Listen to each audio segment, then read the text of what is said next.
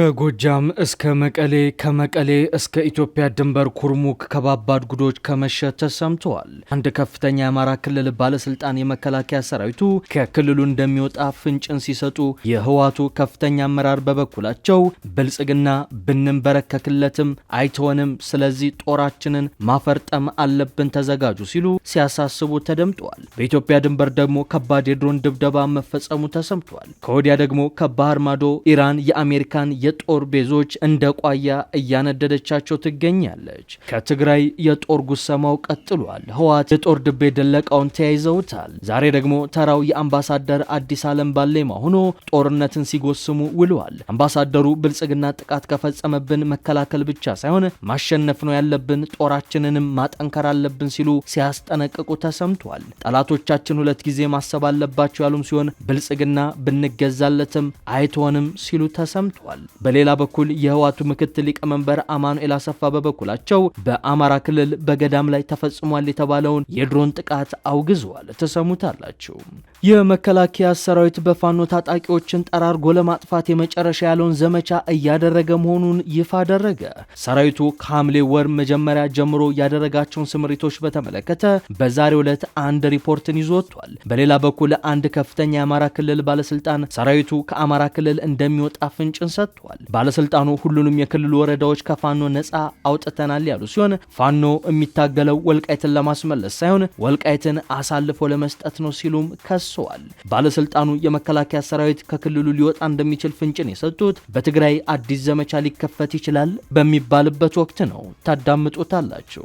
ኢትዮጵያና ሱዳን በሚዋሰኑበት የብሉ ናይል ግዛት ከባድ የድሮን ድብደባ ተፈጸመ። በድሮን ድብደባው ደርዘን የሚሻገሩ ንጹሃን መገደላቸው የተገለጸ ሲሆን ጥቃቱ ያነጣጠረው የተፈናቃዮች ካምፕ ላይ መሆኑ ደግሞ እጅጉን አስደንጋጭ ሆኗል። በዘገባችን ያካተትኑ ጉዳይ ነው። ኢራን በአሜሪካ የጦር ሰፈሮች ላይ ከባባድ ጥቃቶችን ሰነዘረች። የአሜሪካ ጦር በኢራን ለ13ኛ ሌሊት የፈጸመውን ድብደባ ማጠናቀቁን ካሳወቀ በኋላ በሰሜናዊ ኢራቅ በሚገኝ የአሜሪካ ጦር ሰፈር ላይ ተከታታይ ፍንዳታ እንደተሰማ ተዘግቧል።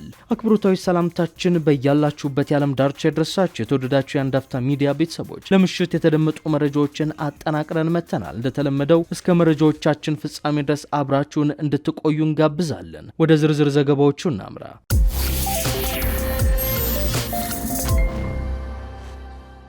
ህወሓት ከወደ ትግራይ የሚነዛውን ዛቻና ፉከራ እንደቀጠለ ይገኛል። በዛሬው ዕለትም ይህ ከህወሓት በኩል የሚነዛው ፉከራ ቀጥሎ አምባሳደር አዲስ ዓለም ባሌማ አደገኛ ንግግርን አሰምቷል። አምባሳደር ዶክተር አዲስ ዓለም ባሌማ ለብልጽግና ብንገዛለትም አይተወንም፣ ያጠፋናል ሲሉ አስጠንቅቋል። ከዚህ በተጨማሪም የትግራይ ሰራዊትን ማጠናከር አለብን፣ የምናጠናክረው ደግሞ ለጦርነት ብቻ ሳይሆን ለሰላምም ነው። ጠላቶቻችን ሁለት ጊዜ እንዲያስቡ ወደ ድርድር እንዲገቡና የሰላም በር እንዲከፈት የግድ የትግራይ ሰራዊት መጠናከር አለበት በማለት ተደምጠዋል።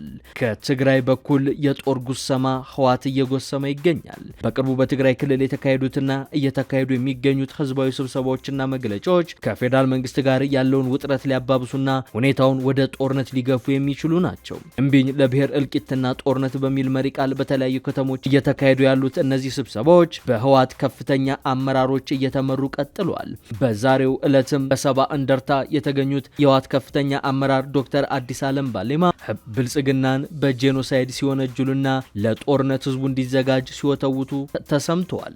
ሰላም የእኛ ስትራቴጂካዊ ምርጫ ነው የሚሉት የህወሓት ማዕከላዊ ኮሚቴ አባሉ፣ ይሁን እንጂ ያ ሰላም የትግራይን ጥቅም የሚያረጋግጥ የትግራይ ህዝብ በእርጋታ የሚኖርበት ሉዓላዊነታችን የሚከበርበትና ተፈናቃዮች ወደ ቀያቸው የሚመለሱበት መሆን አለበት ሲሉ አሳስበዋል። ሙሉ ሰላም ከጥይት መተኮስ መቆም በላይ ነው ሲሉ የሚቀጥሉት አምባሳደሩ ስድስተኛው የክረምት ወቅት ቢደርስም በየቦታው የተበታተኑ ስደተኞችና ተፈናቃዮች በምግብና በመድኃኒት እጥረት ምክንያት ቀስ በቀስ እየተጎዱም ነው ይላሉ።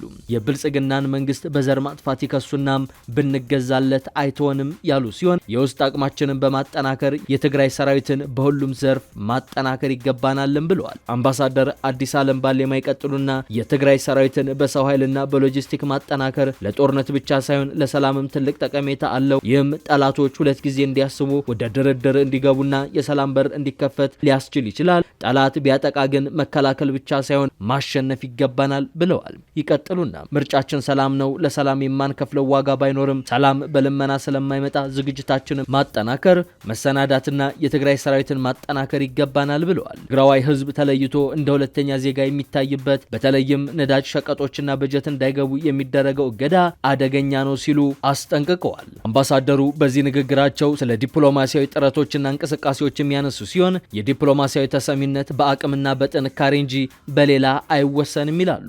ጉልበት ከሌለ ማንም አይሰማህም፣ አያስታውስህም፣ አያድንህም። ደካማ ለሆነ ወገን እውነተኛ ወዳጅ እንደማይኖር መቀበል ያለብን እውነታም ነው ብለዋል። አክለውም ጎረቤት ካሏቸው ህዝቦች ጋር የተጀመረው ወዳጅነት ተጠናክሮ መቀጠል እንዳለበት፣ ይህም ወዳጆችን ለማብዛትና ጠላቶችን ለመቀነስ ጠቃሚ እንደሆነም ለህዝቡና ለተሰብሳቢው ሲያስረዱ ተደምጠዋል። ከትግራይ በኩል ህወሓት ከሰሞኑ ጸረ ብልጽግና ስብሰባዎችን በስፋት እያከናወነ ሲሆን ይህም በሁለቱ ኃይሎች መካከል ጦርነቱ እጅጉን መቅረቡንና አንድ እርምጃ ብቻ እንደቀረው አመላካች መሆኑን በርካቶች እያስጠነቀቁ ነው የሚገኘው። የመከላከያ ሰራዊት የፋኖ ታጣቂዎችን ጠራርጌ ለማጥፋት የመጨረሻ ዘመቻ እያደረኩ ነው ሲል በዛሬው ዕለት አሳወቀ። አንድ የክልሉ ከፍተኛ ባለስልጣን በበኩላቸው የመከላከያ ሰራዊቱ ሌላ ግዳጅ ከአማራ ክልል ሊወጣ እንደሚችል ፍንጭን ሰጥቷል። እኚህ ከፍተኛ የክልሉ ባለስልጣን ሁሉንም የክልሉ ወረዳዎች ከፋኖ ነፃ አውጥተናል፣ ፋኖውን ወደ ጫካ አባረኗል ሲሉ የተደመጡ ሲሆን የፋኖ ትግል ወልቃይትን የማስመለስ ሳይሆን ወልቃይትን አሳልፎ የመስጠት ነው በማለትም አነጋጋሪ አስተያየታቸውን ሰጥተዋል። ሶስተኛ ዓመቱን በተሻገረው የአማራ ክልል ውጊያ ከሰሞኑ በተለይም መከላከያ በጎጃምና ወሎ ቀጠናዎች ከባድ ዘመቻ እያደረገ መሆኑን ተከትሎ እንደ አዲስ ውጊያዎች አገርሽተዋል። በእነዚህ ሰሞነኛ ውጊያዎች ታዲያ የመከላከያ ሰራዊቱ የአየር ኃይሉን በመጠቀም ከባባድ የድሮን ጥቃቶችን ጭምር ሲፈጽም እንደነበር ከክልሉ የሚወጡ ሪፖርቶች ያመላክታሉ። በእንዲህ መልኩ የቀጠለውን ውጊያ በተመለከተ ታዲያ የመከላከያ ሰራዊት በዛሬው ዕለት መግለጫን አውጥቷል። ሰራዊቱ በመግለጫው ታጣቂ ቡድኑን ጠራርጎ ለማጥፋት የመጨረሻ ያለውን ዘመቻ እያደረገ መሆኑን ነው ያሳወቀው። የስድስተኛ እዝ በተሰማራባቸው የግዳጅ ቀጠናዎች ከሐምሌ ወር መግቢያ ጀምሮ ስምሪቶችን እንዳካሄደ የገለጸ ሲሆን በእነዚህ ስምሪቶች ታዲያ ጽንፈኛና አሸባሪ ሲል በጠራቸው ኃይሎች ላይ በወሰድኩት እርምጃ ትልቅ ድሎችን አግኝቻለሁ ሲል ተደምጧል። የእዙ ምክትል አዛዥ ለኦፕሬሽናል ሜጀር ጀነራል ነገራ ቶሊና እንደገለጹት እነዚህ ጽንፈኛና አሸባሪ ቡድኖች ሲሉ የጠሯቸውን ኃይሎች የውጭ ጠላቶቻችንን የሚከተሉትን ስልታዊ የትርምስ አጀንዳ በመቀበል በገዛ ህዝባቸው ላይ የሽብር ተግባርን እየፈጸሙ ነው ብለዋል። ጀነራሉ ይቀጥሉና የሽብር ያሉትን ተግባር ለማምከን ሰራዊቱ እግር በእግር ተከታትሎ እርምጃ ወስዷል። በዚህም በርካታ የቡድኑ አባላት ተደምስሰዋል፣ ገሚሱ ቆስለዋል፣ ተማርከዋል ይላሉ። ሜጀር ጀነራል ነገሪ ቶሊና በኦሮሚያና ሰሜን ሸዋ እንዲሁም በአማራ ክልል ምስራቅ ጎጃም ዞን እዙ የእነዚህን ቡድኖች ተግባር ለመጨረሻ ጊዜ ጠራርጎ ለማጥፋትና የአካባቢውን ሰላም ለማስፈን እርምጃ እየወሰደ ነው ብለው በዚህም ታጣቂዎቹን ከህዝብ በመነጠል መዋቅራቸውን እንዲፈራርስ አድርገናል ብለዋል። አክለውም በእነዚህ ሳምንታት ብቻ ከ127 በላይ ደምስሰን ከ76 በላዮቹን አቁስለናል፣ 16ቶቹ ደግሞ ተማርከዋል በማለትም ሲናገሩ ተደምጠዋል። ከዚህ በተጨማሪም መረጃ ሲያቀብሉና ሎጂስቲካዊ አቅርቦቶችን ሲያቀባብሉ የነበሩ ግለሰቦችም በቁጥጥር ስር እንደዋሉ ነው ጀነራሉ በመረጃቸው ላይ ያጠናቀሩ። የአማራ ክልል ሰላምና ጸጥታ ቢሮ ኃላፊ ዶክተር እሸቱ የሱፍ በበኩላቸው የመከላከያ ሰራዊቱ ከክልሉ እንደሚወጣ ፍንጭ ሲሰጡ ታይተዋል። ባለስልጣኑ የመከላከያ ሰራዊቱ ለሌላ ግዳጅ ከአማራ ክልል እንደሚወጣ ፍንጭ የሰጡ ሲሆን ለዚህም የክልሉን ሰራዊት ሚሊሻ፣ አድማ ብተና፣ የፖሊስ ኃይል እንዲሁም ሰላም አስከባሪ ኃይልን እያጠናከርን ነው፣ አዳዲስ ምልምሎችንም እየመለመልን ነው ብለዋል። ባለስልጣኑ ሁሉንም የክልሉ ወረዳዎች ከፋኖ ነጻ አውጥተናል ያሉም ሲሆን ፋኖ ወልቃይትን ለማስመለስ ሳይሆን አሳልፎ ለመስጠት ነው የሚታገለው ሲሉም ወንጅሏል። ባለስልጣኑ መከላከያ ለሌላ ግዳጅ ከክልሉ ሊወጣ እንደሚችል ፍንጭ የሰጡትም ትግራይ አዲስ ዘመቻ ሊከፈት ይችላል በሚባልበት ወቅት ነው። አክለውም የፋኖን እንቅስቃሴ የአማራ ህዝብ ጥያቄዎች እንዳይመለሱ አወሳስቧል ሲሉም ይከሳሉ። እዚህም በአብነት ያነሱት ፋኖ ወልቃይትን ለማስመለስ ሳይሆን ለመስጠት የሚታገል ኃይል ሆኗል በማለት ነው። የክልሉን ኃይል ለማጠናከርና መከላከያ ወደ ሌሎች ግዳጆች በሚሰማራበት ወቅት ክፍተት እንዳይፈጠር የክልሉን ህግ ማስከበር ዘመቻ በክልሉ ብቻ እንዲሰራ ኃይል የማጠናከርና ኃይል የማሰባሰብ ስራዎች እየተሰሩ ነው ሲሉ ተደምጠዋል።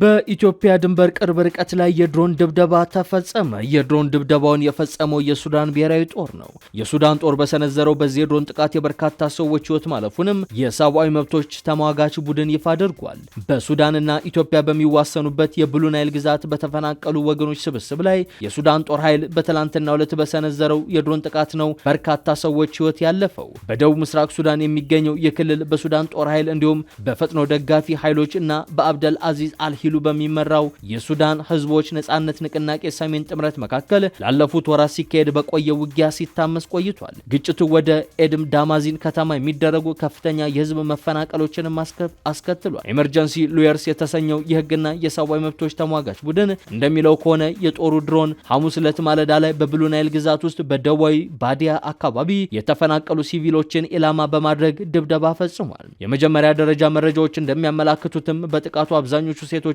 ህጻናት የሆኑ ደርዘን የሚቆጠሩ ሰዎች ተገድለዋል ወይንም ቆስሏል ሲል ቡድኑ በመግለጫው ጠቅሷል። ጥቃቱ የተፈጸመው በታሲስ ጥምረት የፕሬዝዳንታዊ ምክር ቤት አባልና የማዕከላዊ ክልል አስተዳዳሪ የሆኑት ሳለህ ኢሳ ከሲናር ግዛት ተፈናቅለው ወደ ብሉ ናይል ግዛት የመጡ ወገኖችን መጎብኘታቸውን ተከትሎ ነው። ተሟጋች ቡድኑ አክሎ እንዳመለከተው በጥቃቱ ሰለባ የሆኑት ወገኖች ሱዳን ጦርና በአርኤስኤፍ መካከል ከሚካሄደው ውጊያ የሸሹ ናቸው። የግጭት ከፍተኛ የሰብአዊ እርዳታ እጥረት ባለበት ሁኔታ በሺዎች የሚቆጠሩ ሰዎችን ከመኖሪያ ቀያቸው በማፈናቀል መጠለያ፣ የግጦሽ መሬትና መኖሪያቸውን አጥተው ለከፍተኛ እንግልት ተዳርገዋልም ሲል ተቋሙ አስጠንቅቀዋል። የሱዳን ጠቅላይ ሚኒስትር ካሚል ኢንድሪስ በበኩላቸው የሱዳን ጦር ኃይሎች የአማጺውን ፈጥኖ ደራሽ ኃይሎችና የውጭ ሀገር ቅጥረኞችን ሙሉ በሙሉ በመደምሰስ ጦርነቱን ለማጠናቀቅ ከጫፍ ደርሷል ሲሉ ተደምጠዋል።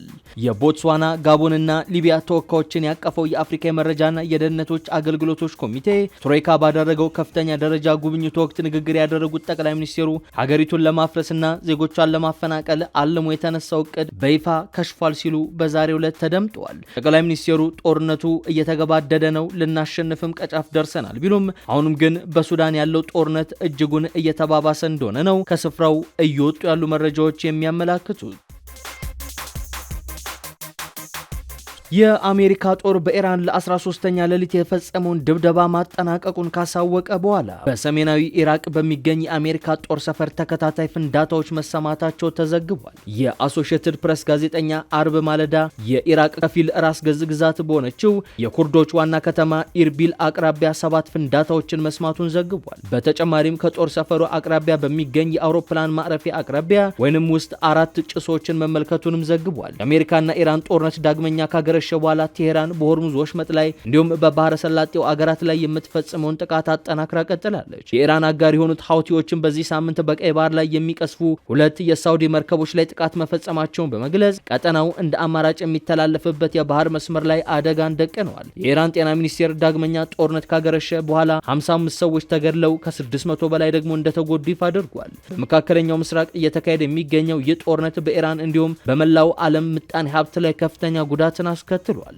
የአሜሪካ ኢራንን ስትደበድብ ቴሄራን በቀጠናው የሚገኙ በርካታ የአሜሪካ ጦር ሰፈሮችን ኢላማ እንዳደረገች ነው መረጃዎች የሚጠቁሙት። የተባበሩት መንግስታት ድርጅት በበኩሉ 6000 መርከበኞች ከሆርሙዝ ወሽመጥ የሚወጡበት መንገድ እንዲፈጠር እየተማጸነ ነው። የተመድ የሰብአዊ መብቶች ከፍተኛ ኮሚሽነር ቮልከር ቱርክ በሺዎች የሚቆጠሩ መርከበኞች ከፍተኛ ሰብአዊና የሰብአዊ መብት ቀውስ እንደገጠማቸው ገልጸዋል። አፋጣኝ እርምጃ መወሰድ አለበት ሲሉም አሳስበዋል። የተወደዳችሁ የአንድ አፍታ ሚዲያ ቤተሰቦች ለምሽት ያዝናቸው መረጃዎቻችን እነዚህን ይመስሉ ነበር። አብራችሁን ስለቆያችሁ እጅግ አድርገን እናመሰግናለን። መልካም ምሽት።